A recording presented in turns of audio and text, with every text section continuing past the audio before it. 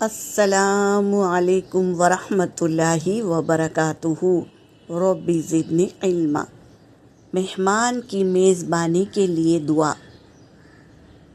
اللہم بارک لہم فیما رزقتہم واغفر لہم وارحمہم۔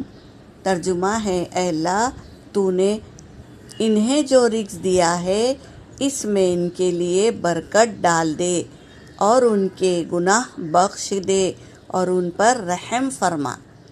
صحیح مسلم کی حدیث ہے، تو اسے یاد کریں گے اور عمل میں لائیں گے۔ پلانے و کھلانے والے کے لیے دعا۔ اب ہم نے میزبان کا کھانا کھا لیا تو ہم پر فرض ہے کہ یہ ہم دعا کریں۔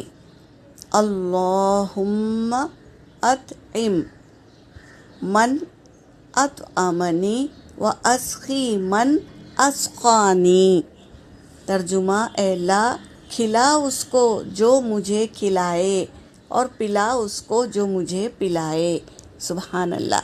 ایک ایک سنت کو ہم